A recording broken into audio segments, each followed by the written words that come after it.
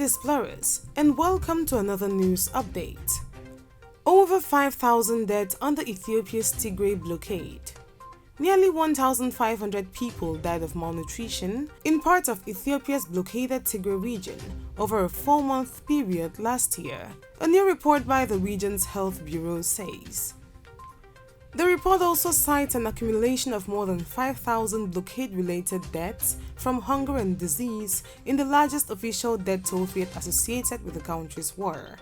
Deaths are alarmingly increasing, including from easily preventable diseases like rabies, as medicines run out or expire. The head of Tigray's health bureau, Hagos Godafe, told the Associated Press.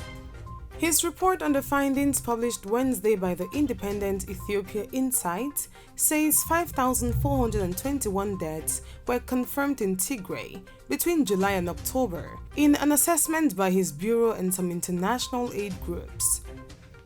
It was the first such assessment since the war between Tigray and Ethiopian forces began in November 2020, he said.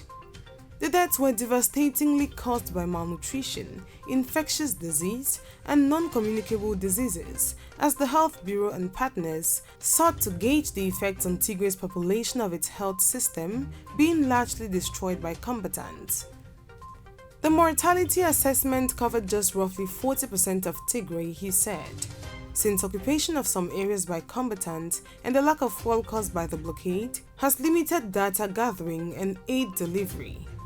Since the magnitude of the destruction and health crisis in the inaccessible areas is undoubtedly high, the survey is bound to be underreport the real extent of the crisis, Hagos wrote.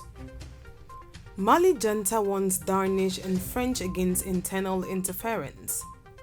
Mali's Junta has advised French Defense Minister Florence Pally to observe the greatest of silence after she accused the army leadership in the Sahel state of provocations.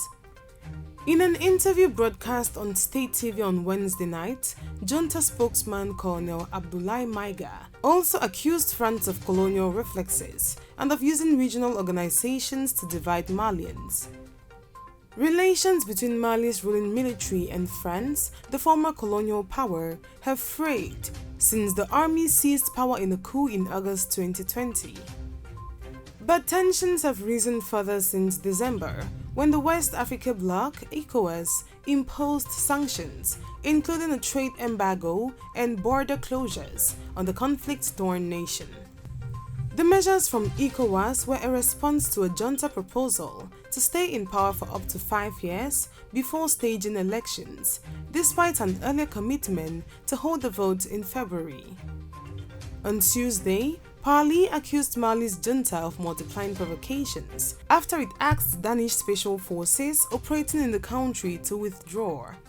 Maiga responded the following day by saying that Pally should heed the 19th century French poet Alfred de Vigny's verses on the greatness of silence.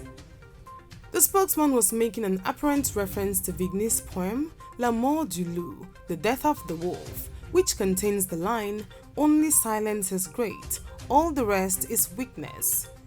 When people desperately try to isolate Mali by manipulating sub-regional organizations, one ends up asking who is doing the provoking, Maiga continued, referring to the ECOWAS sanctions. The junta spokesman also repeated the demand that Denmark withdraw its troops, which have arrived in Mali to join the French-led Takuba force of European Special Forces.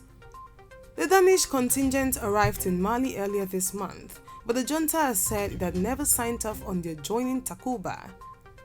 Mali has been struggling to quell a brutal jihadist conflict that emerged first in 2012, before spreading to neighboring Burkina Faso and Niger.